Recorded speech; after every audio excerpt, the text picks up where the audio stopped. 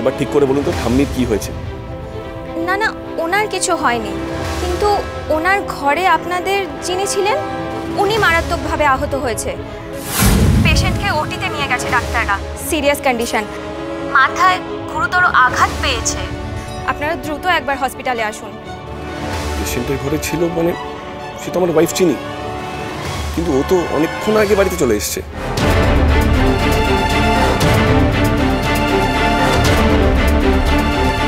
চিনি কোথায়? সত্যি তো সবাই তো এলো, উনি কেন?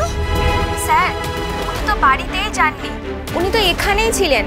ওই যার কথা আপনি আমাকে বলে গেলেন উনি মারাত্মকভাবে আহত হয়েছেন। চিনি?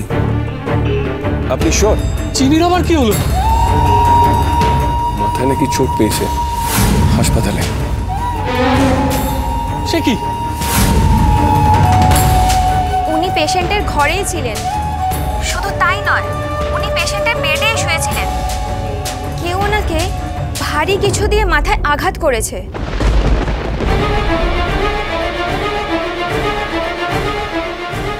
কি হয়েছে? দ্রোণ? দ্রোণ? চিনি তো তোর সাথে ঘরেই ছিল। আমি তো ঘুমিয়ে পড়েছিলাম, ক্লান্ত ছিলাম বলে।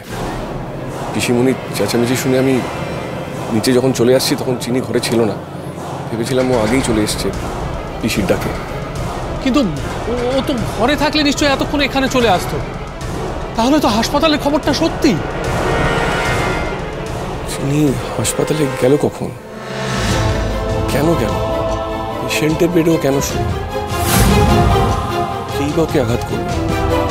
আর ও যদি বেডে থাকে তাহলে ঠাম্মি কোথায়? অদ্ভুত ব্যাপার।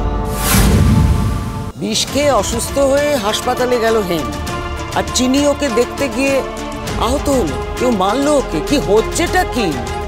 বাবা সত্যি, আমার কিন্তু এবার সত্যি খুব ভয় করছে। কে এই বাড়ির লোকেদের এভাবে ক্ষতি করতে চাইছে?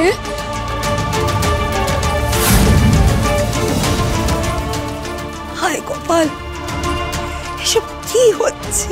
কি হচ্ছে? হাসপাতালে গেল হেম অসুস্থ হয়ে, আবার চিনিকে হাসপাতালে কেউ আঘাত করলো। কে করছে এসব? একের পর এক ঘটনা ঘটছে বাড়িতে, এর কি শেষ হবে না কোনোদিনই? এতগুলো চোখ কেন বাড়িতে? এর মধ্যেই কি খবরটা চলে এলো? তাই হবে, তাই হবে মনে হচ্ছে। সবাই এখন বসার ঘরে। আচ্ছা, কেউ কি খেয়াল করেছে যে আমি বাড়িতে নেই? না না না। চিনি সোম থেকে রবি প্রতিদিন রাত 10:30টায় স্টার জলসায় ও ডিজনি প্লাস হটস্টারে।